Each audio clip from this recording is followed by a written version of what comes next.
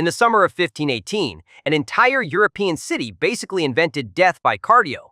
One woman in Strasbourg walked into the street, started dancing for no reason, and within weeks, hundreds of people were flailing around so hard some of them literally dropped dead from it. No music, no festival, no TikTok challenge, just non-stop, full-body medieval Zumba until your heart taps out.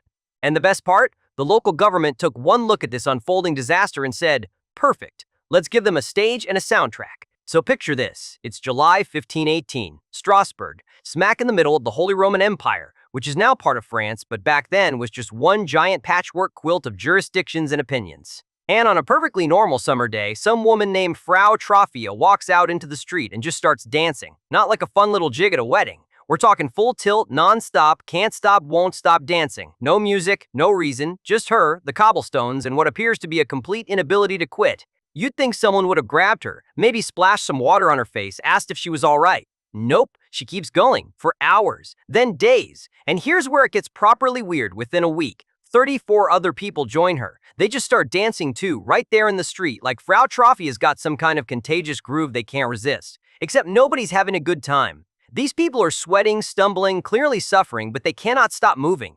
Now, if you're the Strasbourg City Council at this point, you've got a problem. You've got dozens of people flailing around in the streets day and night, and it's not exactly great for business or morale. So what do? What's the logical response to a bunch of people dancing themselves into the ground? If you said, maybe get them to stop dancing, congratulations, you have more common sense than the entire Strasbourg government, because they went the opposite direction. They looked at this situation and thought, you know what these people need? More dancing. I'm not making this up.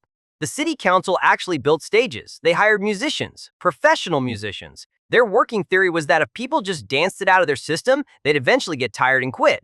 You'd think someone would have pointed out that they already looked extremely tired and were still going, but nope, let's throw a citywide dance party and see what happens. What happens is it gets worse. Way worse. By August, the number of dancers explodes to somewhere between 50 and 400 people depending on which account you read. But either way, that's a lot of people who physically cannot stop dancing. We've got contemporary chronicles, physician notes, sermons, city council records, all confirming this actually went down. And now people are dropping. Some accounts say up to 15 people a day are dying from exhaustion, heart attacks, strokes, sheer physical collapse. The streets of Strasbourg have become this nightmare carousel of flailing limbs and buckled knees, and the city's response so far has been to add a live band. So eventually, and I mean eventually, the council realizes that maybe, just maybe, encouraging more dancing was not the move. They ban the music, they shut down the stages, and then they pivot hard in the other direction and go full medieval on the problem. They round up the dancers and take them on a pilgrimage to the Shrine of Saint Vitus, who, depending on who you ask, is either the patron saint of dancers or the guy you pray to when you can't stop dancing. The dancers get decked out in red shoes with little crosses on them. They get sprinkled with holy water, they're holding crosses, there's incense, there's Latin incantations, the whole works. Then they haul them up to a mountaintop near Strasbourg for prayers and rituals. Like, maybe God just needed a better view to fix this. And here's the thing, it works. Kind of.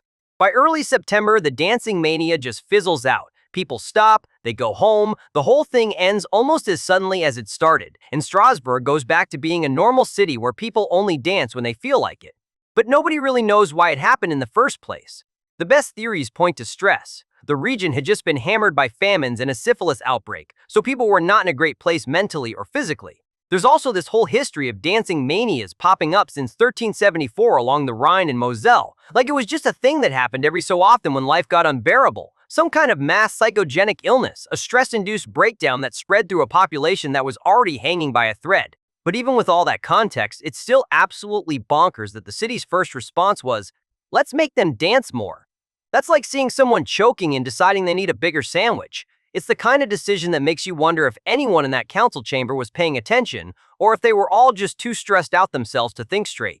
Because at the end of the day, Strasbourg spent weeks watching hundreds of people literally dance themselves to death, tried to solve it with a music festival, and only stopped when someone finally said, hey, what if we try the exact opposite of what we've been doing? And that's the Dancing Plague of 1518, a real event documented in multiple sources that sounds too ridiculous to be true but absolutely was. If you were on the Strasbourg City Council in August 1518, would you have built the stages and hired musicians, banned all dancing immediately, or just left town and let someone else figure it out? Let me know in the comments below. Until next time, stay unhinged.